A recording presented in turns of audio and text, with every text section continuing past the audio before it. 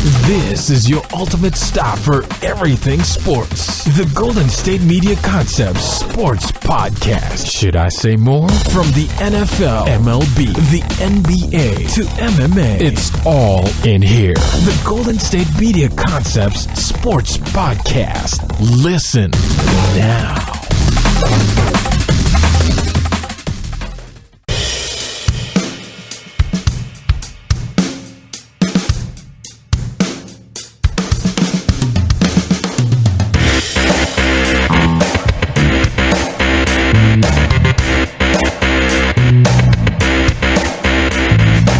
Thank you for listening to the Golden State Media Concepts Sports Podcast, where we discuss all the news in the world of sports. My name is Ben. And I'm Anthony. We're back here on a Wednesday, midway through the week. Just going to grind out a few more days. Most people had off Monday, although we did not here at the studio. But, it's our third day of the week now. We're getting more and more news. I feel like this has been a great last, 3 weeks of basketball talk. Just really, really good. We have all the Knicks controversy that's been going on. Right. Lately, the last couple of days, especially here in Sacramento, because that's where we're recording the show. We have all the DeMarcus Cousins talk. Mm-hmm. And now we have breaking news coming in from yesterday with the Los Angeles Lakers. So Magic Johnson was brought on to the Lakers front office last week, and he basically said, I want to really call all the shots. I want to be in total control. And now today, well, I guess you can say yesterday. Right. Today we're talking about it. Jeanie Buss literally goes, okay, I'm just going to give you whatever you want, because I'm going to fire my brother and the GM in Mitch Kupcheck and make you the president of the team. Magic Johnson now the president of the Los Angeles Lakers staff, and he's not wasting any time. He's already made some moves, one of them being hiring sports agent Rob Pelinka as the new general manager. So they're basically going the similar route that the Golden State Warriors did with Bob Myers, who's their GM. He was also a sports agent. It makes some sense. They've had some success. It's a guy who knows the players. Rob Pelinka was the agent of Kobe Bryant, who is Magic Johnson's also trying to bring in to the Los Angeles Lakers front office. So, for me, it's crazy to think that Jeanie Buss literally fired her brother and Mitch Kupcheck, who's responsible for 4 titles under the Lakers, right, and has been there forever, is basically bringing in Magic Johnson to do what he wants, to call all the shots. It's I just like how he got there, and it's I want control of everything, and within the span of a week, it's okay. It's one of the things where it's Magic Johnson, so it's not like the Lakers are, it's 2011 or something like that, to where they're coming off of titles, and if he wants to do things, and they're yeah, but we got things going pretty well. Basically for the last 4 or 5 years, it's been really, really bad for them. And they're just whatever, let's try something different, because Jim Buss basically tried to do it for a handful of years. Got a lot of high picks.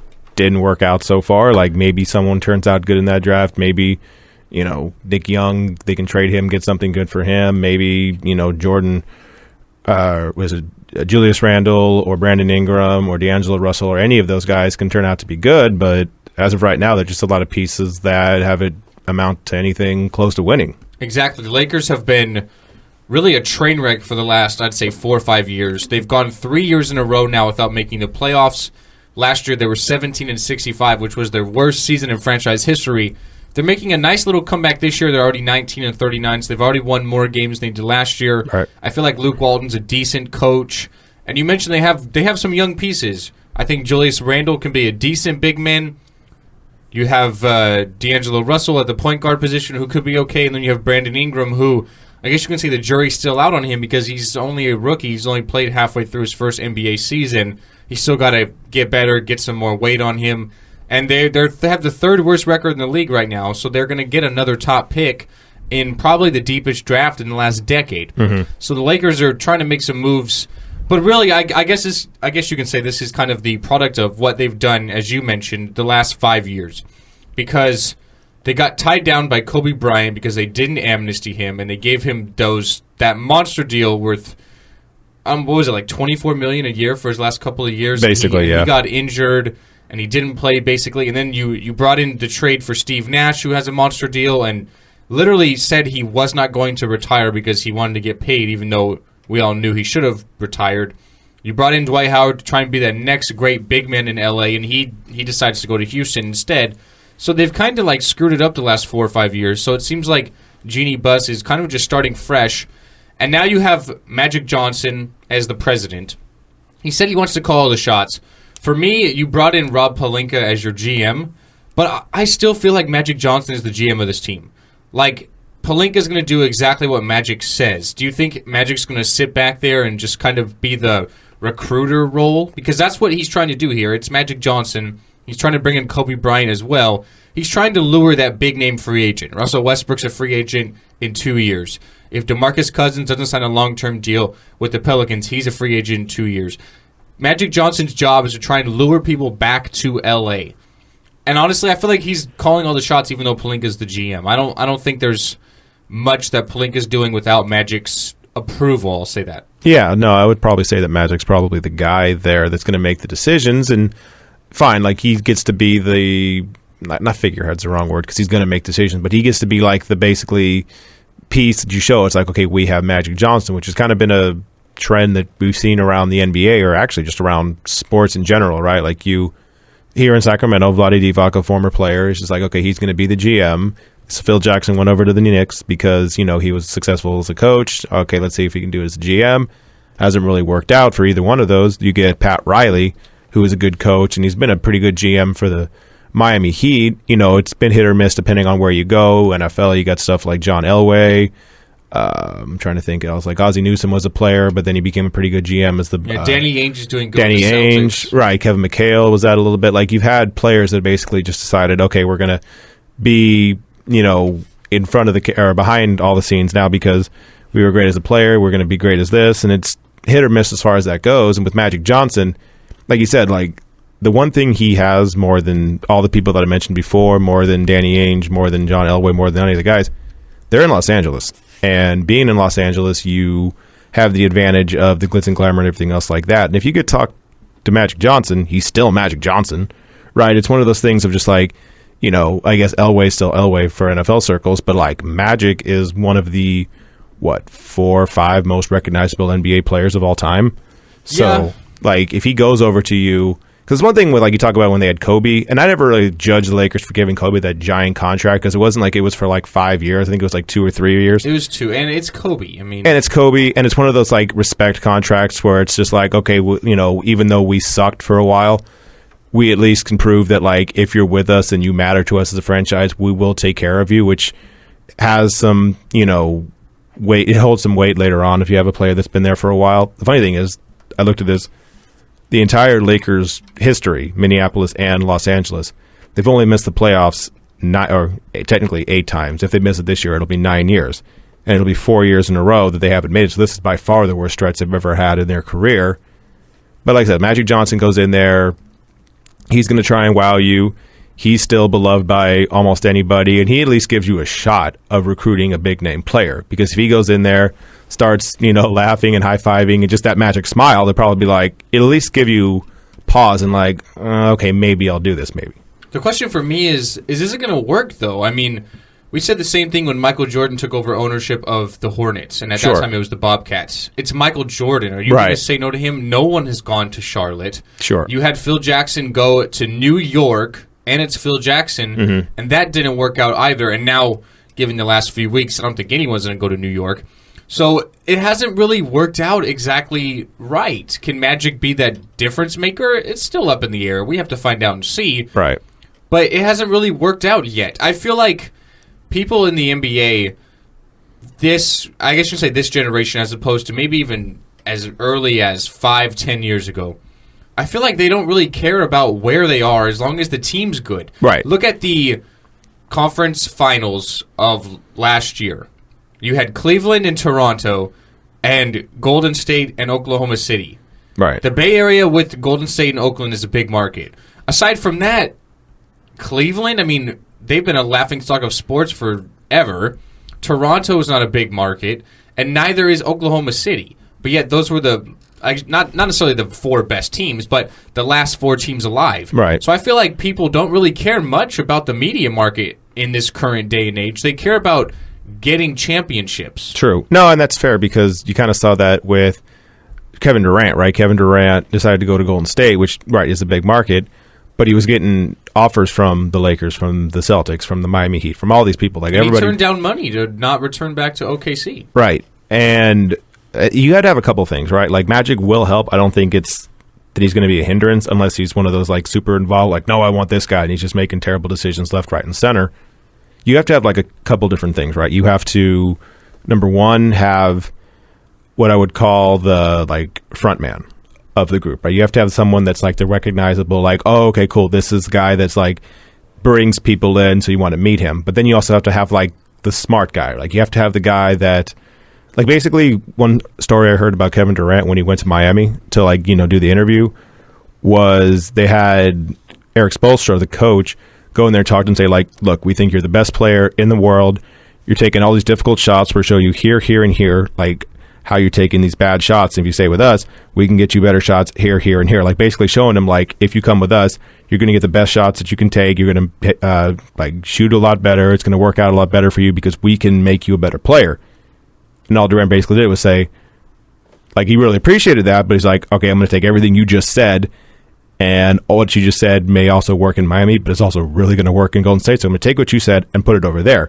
But having that stuff probably helped out a little bit to say, like, okay, this actually is a well-run organization, to where I remember with LaMarcus Aldridge, when he was a free agent, he went to Los Angeles, and that was just a mess. Like everything that went into that with Kobe Bryant, basically just yelling at him because it's Kobe Bryant and that's what he does.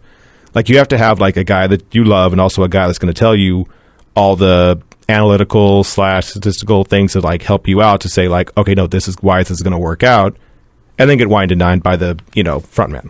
It might work out. We'll have to wait and see. I will say one thing about the Lakers as an organization and Magic Johnson now calling the shots. Mm-hmm. There's no player, how young they get, even the kids who are rookies this year, like Ingram, Ben Simmons, the 19-year-olds. Right. You literally cannot write the NBA book without Magic Johnson, the Showtime Lakers, the Lakers organization. Yeah. Even Kobe Bryant, if Kobe comes back too. So you have 3 out of those 4, or 3 top things that you literally have to know about as a basketball player, which are going to maybe lure your win. But I just have to wait and see. It hasn't worked out yet. I mean, right. Michael Jordan hasn't been able to bring anyone into Charlotte. Phil Jackson has screwed up the Knicks. Right. There's no guarantee that Magic Johnson's going to do great with the Lakers. I will say one thing. He did good with the Dodgers. That's because they started spending a lot of money. Oh, yeah, that's because they basically got a blank check and said, pay whatever you want to whoever you want. Exactly. So one thing is for sure, though, is that Magic Johnson is he's not waiting. He's taken the bull by the horns, and he's making moves already because the Lakers agreed to trade one of the best 6 men in the league and a guy who's having his best season of his career in Lou Williams. They're trading him to the Houston Rockets in exchange for Corey Brewer and an unprotected first-round pick. So I'm not sure exactly what year that pick is. If you put it at this year, the Rockets are 3rd in the Western Conference right now, so it would probably be a big pick in the late 20s. But you never know. You could maybe use that as leeway to swing another pick or maybe even trade it for a certain player. Williams is averaging 18.6 points per game, and he's shooting 38.5% from 3. So you add another great scorer to this Houston Rockets bench to go along with Eric Gordon, who is the reigning three-point champ as of Saturday, and can really just come off the bench and put some points in the basket. So I think it's a great move for both teams because the Lakers are trying to obviously get rid of a player, try and get younger, try and get some more picks. And the Rockets basically have that win-now mentality, and they get another scorer off the bench to try and compete with San Antonio and Golden State, where they're just going to basically try and outscore you, it seems like. Yeah, that's their move. They're basically the less successful version of the Warriors. The Warriors have the championship. They have all the success with the Steph Curry and everything else. The Rockets basically said, okay, we're going to take James Harden, we're going to take Eric Gordon, we're going to basically do what you do, also incorporate Mike D'Antoni's basically 7 seconds or less offense, and throw that in there too. And they've been really successful. Are they the Warriors? No, probably not, because no one's the Warriors. They're basically the anomaly of the past, 5 years. Basically, they figured out how to shoot threes better than anybody, but at least the Rockets are trying to be that, and they're, 80% of what the Warriors are. And, if they actually do play them in a series, it'll be a good series. The Rockets will probably lose, but it's at least something to build off of because now you got some good talent off the bench to help, like you said, with James Harden and everybody else on the team. So it's a nice move for both of them, and it's something that for the Lakers, you're just trying to, like you said, stockpile picks and hopefully hit big on one of them. Exactly. So I think it's a win-win for both teams. And the trade deadline is tomorrow. I mean, there's still a lot of pieces that could be in the mix. Utah's maybe looking at Darren Williams reuniting there. He's currently in the Dallas Mavericks organization.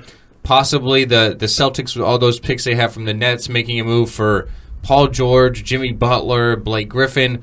It's going to be interesting this next day and a half because trade deadline, it seems like we always get disappointed, but there's always these rumors flying around, which always gets you excited. I don't think we'll get another big move. I mean, we saw Boogie get traded on Sunday, and now it's just kind of dropped on us all in one, literally 4 or 5 hours. But yeah. So, I mean, it'll be interesting to see, but nevertheless, trade deadline is tomorrow, and Magic Johnson's he's not waiting around. He's making some moves already, so I guess credit for him. He's trying to make some changes. So we're going to take our first break of the show. After the break, we're going to talk about some NFL news. We have a couple of quarterbacks that could possibly be on different teams for different reasons. Talk about what's going on with those two guys after the break at the Golden State Media Concepts Sports Podcast. Tired of searching the vast jungle of podcasts? Now listen close and hear this out. There's a podcast network that covers just about everything that you've been searching. The Golden State Media Concepts Podcast Network is here. Nothing less than a podcast bliss with endless hours of podcast coverage. From news, sports, music, fashion, cooking, entertainment, fantasy, football, and so much more. So stop lurking around and go straight out to the Golden State Media Concepts Podcast Network. Guaranteed to fill that podcast itch. Whatever it may be. Visit us at www.gsmcpodcast.com. Follow us on Facebook and Twitter, and download us on iTunes, SoundCloud, and Google Play.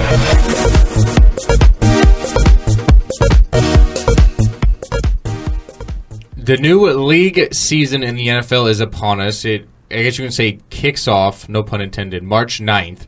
That's when the new league season is scheduled to start. That's when basically every deal that's been made already can finally get put official. I mean, you have the Julius Thomas trade to Miami yesterday, Brandon Albert trade to Jacksonville, and now, I mean, it's all these quarterbacks I have to talk about. You have a lot of them. You have Garoppolo rumors, Tony Romo rumors, but we're going to talk about Jay Cutler here. So Jay Cutler, a member of the Chicago Bears, the Bears are trying to trade Jay Cutler. Of course, that makes total sense. You try to get something for him before you cut him because he's making about $17 million a year. So he's making, I guess you can say for a quarterback, decent money, but for Jay Cutler's talent, I mean, he's making a lot more than what he's honestly worth. Right.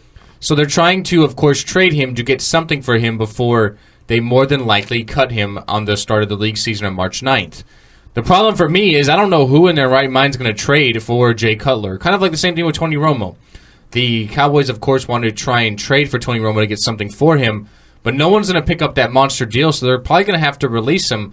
I feel like this is the same thing here with the Bears and Jay Cutler. Yeah, it's one of those things of, do you want to take on all this money and also give up a pick, because it won't be a high pick, but let's call it like a 5th, 6th, 7th round pick. Are you going to give up that and take on the contract, or not to give up anything and sign him for a lot less? Now, I guess the second part is you run the gamble of, if you were the Broncos and all of a sudden the Texans come in and take the player away from you, then you're sad. That's the, risk you run, I guess.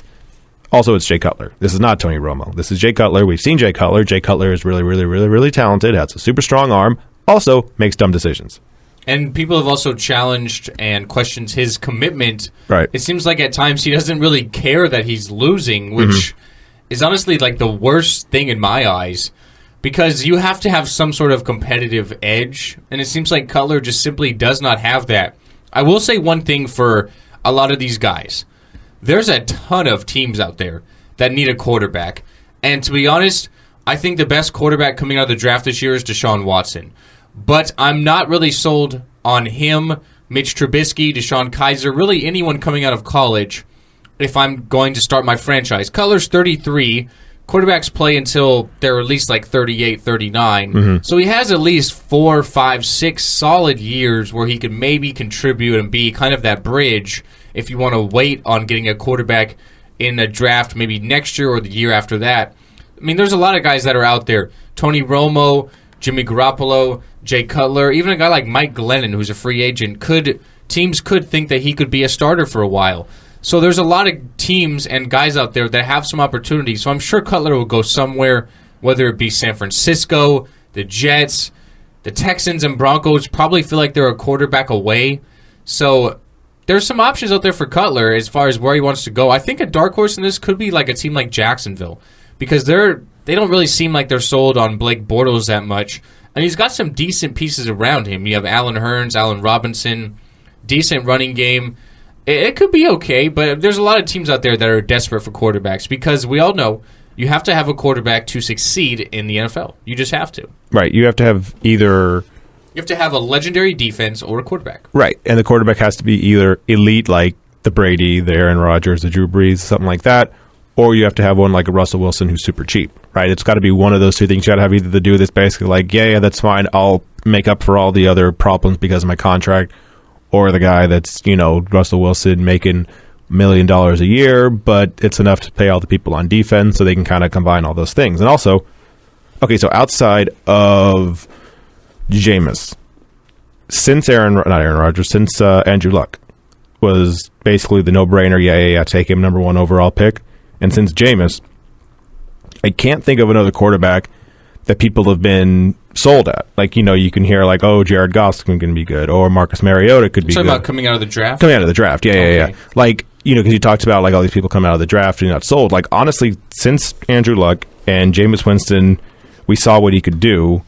There hasn't been a quarterback that's been like hands down like, oh yeah, we should take him. There's always been like some kind of like in between kind of thing, like, oh, maybe Marcus Mariota can translate because he played in a different offense, so maybe he can't. Blake Bortles is a high pick that didn't look like it's working out. EJ Manuel's a high draft pick that didn't really work out. Like, it's always been kind of people that's like, oh, maybe this will work. And then you have like a Teddy Bridgewater who's in the top of the second round, even though he was like a top 5 pick like before the draft, but then once the draft came, he dropped really, really far. Like, the draft quarterbacks are always kind of hit or miss. Russell Wilson was like a third, fourth round pick, and third rounder. Yeah, so like he bounced up, and now he's one of the best quarterbacks in the league. Like, it's super random, and if you sign Jay Cutler, he's going to be really cheap, and yeah, he might nuke the franchise as far as like throwing picks left and right.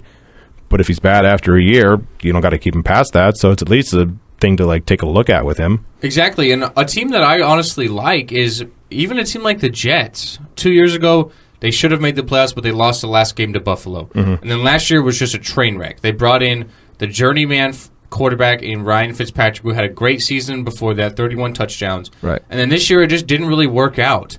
But look at what he has. He has a reputation and history with Matt Forte and Brandon Marshall, who are there with his time in Chicago.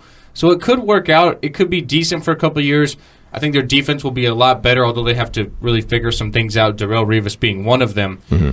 And I think that could be an okay move for the Jets and for Jay Cutler. Like, what you have to ask yourself is, can it get any worse?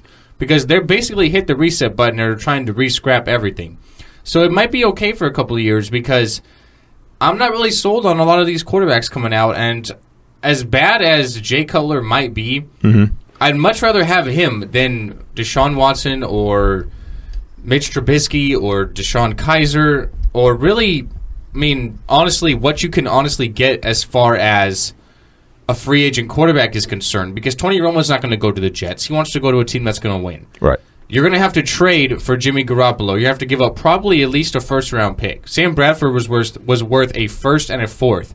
Garoppolo's probably worth at least the same thing. Mm-hmm. So you're going to have to spend some draft picks there, which is obviously not the good thing the Jets want to do, because they have a high draft pick this year, and they're going through a rebuilding sort of regime. So they'll probably have some high draft picks the next couple of years.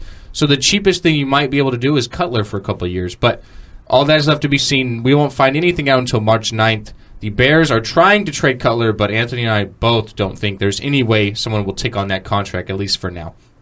All right, so another quarterback before we take the break, we'll do it quick, is that Buffalo Bills quarterback Tyrod Taylor. He has passed his physical, and he's medically cleared after having groin surgery on January 5th. Here on the show, a couple of months back, we reported that this physical kind of would determine a lot as far as Tyrod Taylor's situation and starting position is concerned with Buffalo.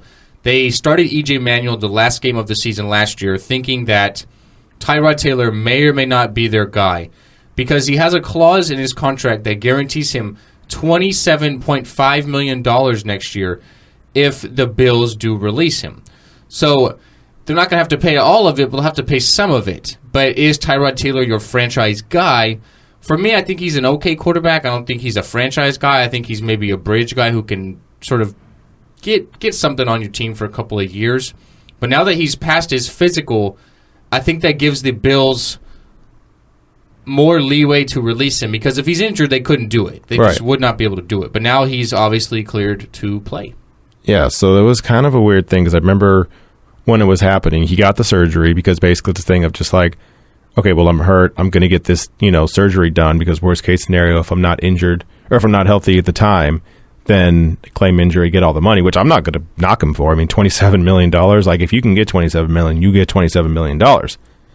And now he's passed his physical, medically cleared.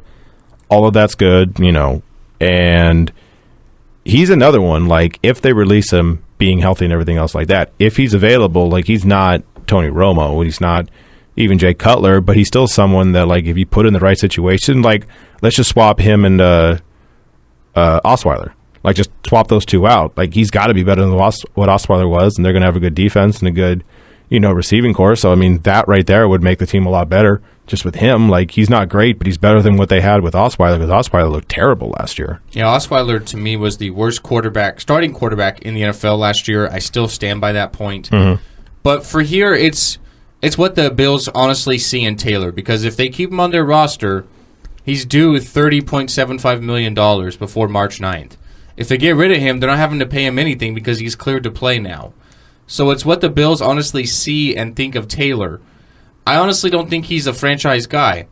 But if you go somewhere else, the question is, where are you going? Because what do you have out there? I would take Taylor over Jay Cutler. I would take Tyrod Taylor over any rookie quarterback coming out of the draft. Mm-hmm. I would take Tyrod Taylor over a guy like Mike Glennon. You're probably not going to get a guy like Tony Romo. You're going to have to trade for Garoppolo, which I don't know why the Patriots would trade within their own division, so I don't see that happening. Right. So it's like, what other option do you really have? Unless you're going to decide to scrap it and start over, then that's the only other option you have, or you pay Taylor. So it's going to be interesting to see. March 9th can only get here soon enough. We have a lot to sort out in the NFL. I feel like it's all revolving around quarterbacks as well. Mm-hmm. There's some other guys. I mean, is Adrian Peterson going to get released? With Minnesota, that's up in the air. So it'll be really interesting. I'm definitely looking forward to the start of the, I guess you could say, the NFL calendar season. Right, all the free agent stuff that begins, yeah. And also, if someone gets traded to Kansas City, or if someone, Tony Romo goes to Kansas City, then you got that situation with Alex Smith, see if he goes somewhere else. Could be interesting. It's going to be interesting to find out and see. We'll always keep you updated here at the Golden State Media Concepts Sports Podcast. But we'll take our last break of the show. After the break, we're going to talk about the MLB, Major League Baseball. They made a rule change to try and speed up play, but they did not change everything. And Commissioner Rob Manfred's not really happy about that. We'll talk about that right after the break, guys. Do you want to be healthier, yet you just don't know what to do? All these shows telling you this and that, but nothing seems to work. Well, listen close. Golden State Media Concepts has got something great for you. The Health and Wellness Podcast, dedicated to workout trends, healthy eating habits, diet, and everything about healthy living. Join us in our banters as we help you not just live life to the fullest, but live it to the healthiest.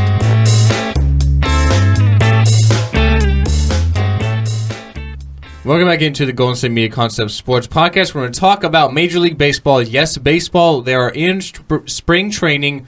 We're about I want to say a little over a month away from opening day. I think the opening night is April 2nd. Then you have that Monday when everyone really plays. Basically matinee, April 3rd, which is always great. I realize it is 1 out of 162, but it's always a good reason to get excited and get started. I'm really excited for the baseball season coming up here. And then, of course, we have the GSMC Baseball Podcast, which me and a guy named Jeremiah do. So you can always listen to that. We record every Wednesday. But baseball is making some changes, at least one change. They are getting rid of the rule that forces you to throw 4 pitches for an intentional walk. So basically what's going to happen now is you can just kind of give a signal to the dugout and the umpires that, hey, I want to put this guy on first base. And you don't have to throw 4 balls up there. You can kind of just let him go for first base already. So what that does is a couple of things. Number one, it speeds up the play for every time you have an intentional walk, which is not every game, but during a baseball day, you have a lot of games. So there's at least one intentional walk every single day. So it speeds up the game of play. Right. And also, you get rid of having the pitcher throw for, I mean, they're not really throwing 4 extra pitches, they're just kind of throwing it up there. But it gets rid of them wasting time and throwing 4 pitches. The one downfall, I guess you can say, is it gets rid of the chance of throwing a wild pitch on an intentional walk, which doesn't really happen much. It's happened before. And then maybe if players want to like step outside the box and swing for the fences, like maybe like a Vlad Guerrero, like almost like swinging like he's playing cricket. Cabrera did that one time. Miguel Cabrera was like one of my favorite plays. Like they intentionally walked in, and I think he got a base hit, like kind of like swung his bat out there and won the game with that. So like, yeah, that won't happen. That doesn't anymore. happen much. No, that's super rare. Yeah, so baseball's basically statistic-wise is saying it would eliminate a minute of dead time per walk, which is pretty good. I mean, you have the intentional walk situations. If you have a power hitter up, if you maybe have a guy on third base with 1 out, you maybe put a runner on the corner to try and get a double play to get out of the inning. There's a lot of strategy that goes into it, so hopefully it will get rid of some dead time. Baseball also proposed one thing that was not basically put into place, though, and that was to expand the strike zone. So the commissioner and the Major League Baseball and then the Players Association did not approve of it, but they were trying to expand the strike zone from the bottom of the knee to the top of the knee. So what that would have done is basically put more balls into play, because the strike zone's a lot bigger. You can't afford to take more questionable pitches, which makes you want to swing the bat more. So put more balls into play, chance of creating more offense. That did not go into effect, though. So that was not allowed. And Rob Manfred was honestly not too happy about it. He said, unfortunately, it now appears that there really won't be any meaningful change for the 2017 season due to a lack of cooperation from the Major League Baseball Players Association.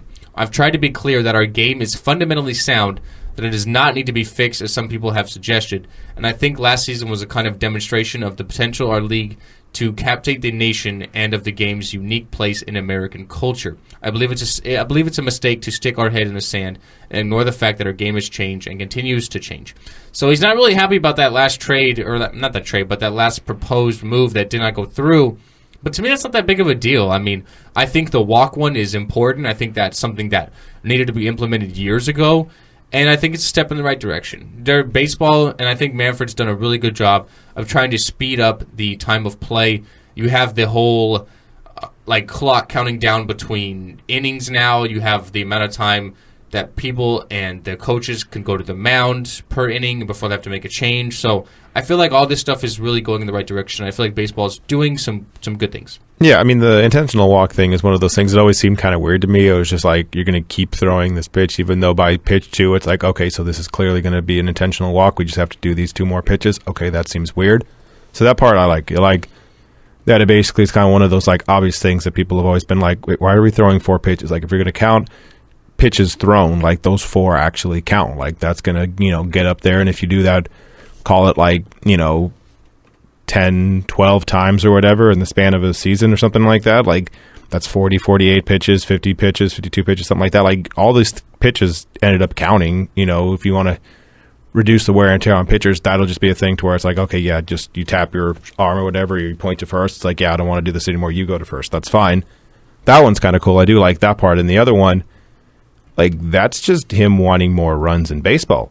The whole make it into the top of the knee thing, that's all you're doing. You just want to get more home runs in the game so that way you can strengthen the strike zone, and then the pitchers all of a sudden aren't as confident, they don't throw as well, and all of a sudden it's basically right in the heart of the plate, and bam, the thing goes 450 feet. Like, that's what you want to do, and I get that because that helps your revenue, because then all of a sudden people start watching again, and you basically have all these home runs without the steroids part of it. I get that, but I also get Major League Baseball, one of the most stubborn unions in the history of the world, forget about sports, the world, basically saying just like, yeah, we're not doing that. Like, it's not, no, we're going to keep the way it is, because it's not just like the Players Association, cares just about the hitters. They care about the pitchers too. And the pitchers are like, no, we need a full strike zone. Don't shrink it just so that way you can get more home runs and kills my ERA and I get less money for it. So I get there just yeah, no, we're not doing that. That's stupid. Yeah, I imagine if this intentional walk rule was put into place when guys like Bonds were playing. I mean, that would have sped up the game so much because he basically got walked every single game almost. Right. So that would have sped things up even more, and it's doing really good. One thing I'll say really quickly is another rule that's potentially being changed. This is for minor league baseball, though. So it's still up in the air, and honestly, I'm not a fan of it. But if a game goes to extra innings, Right. they would put a runner on second base with no outs in attempts for teams to score runs and try and end the game. Obviously, if you were to score in the 10th inning because you have a runner on second base and then the other team does not score, the game is over automatically. So they're trying to make it so these extra inning games don't go 15, 16, 17 innings like we've seen before because fans are leaving early. The game's getting boring. It's getting late. They're getting tired. So they're trying to speed things up. This is just a proposed for minor league baseball. I would not be a fan of that. I think it takes something away from the game. It kind of reminds me of the college football overtime rule. How they put the ball on, what I think it's like the 25-yard line. Something like that, 25-20, something like that, And then obviously the teams are going to score something, so then if it goes to past double overtime, they have to start going for two, which is their way to try and speed up the game. And I actually like that. It causes some more excitement and everything. But for baseball, I don't think it would really work out. I think if you did something like that, it would work in the sense of, because I forget about it. Is it basically once you hit the 10th inning, or is it once you get to like the 15th or 16th inning? I think it's once you hit the 10th right away. Okay, like that I don't like as much. I think if you said like, okay, if you get to like basically 13 or something. Well, no, if you get to double, right? If all of a sudden it's what would that make it, the 18th inning or something like that, or even like the 15th or something like that. Like if you get basically a game and a half in, then we start to go like, okay, no, someone's on second base. Like we need to get this game done, and you've already played a game and a half. Like we need to stop this. This is stupid. All right, we're going to start doing this. Like that part I would understand. But right on the 10th on, that's a little bit too much. But I think if once you get to a certain amount of innings, it's like, okay, man, like we can't just keep doing this because like people are just going to start swinging and stuff, and they're going to get pop-ups. Like you put someone on second, then all of a sudden the pitcher's kind of nervous. And I don't hate it. I just don't like it straight from the 10th on. Yeah, I wouldn't really like it. I realize it's a good move to try it in the minor leagues as opposed to the major leagues right away, so you can kind of experiment it. I mean, the NFL has done that with moving the extra point back. They did that in the preseason, then obviously they implemented the next season. I feel like that's been one of the best moves the NFL has made in the last decade. So it's a shot. Maybe they can try it out and see how it goes, but I'm not a big fan of that. Anyways, that's going to end the show for today, guys. I appreciate you guys listening. As always, we are here at the GSMC Sports Podcast, recording every single day. My name is Ben. And I'm Anthony. And for Pauline, who is not here, she'll be back in the studio tomorrow with you, Anthony, talking all things sports. We are signing off here. Have a good day, guys, and we'll see you guys next time. Goodbye. You've been listening to the Golden State Media Concepts Sports Podcast, part of the Golden State Media Concepts Podcast Network. You can find this show and others like it at www.gsmcpodcast.com. Download our podcast on iTunes, Stitcher, SoundCloud, and Google Play. Just type in GSMC to find all the shows from the Golden State Media Concepts Podcast Network, from movies to music, from sports to entertainment, and even weird news. You can also follow us on Twitter and on Facebook. Thank you, and we hope you have enjoyed today's program.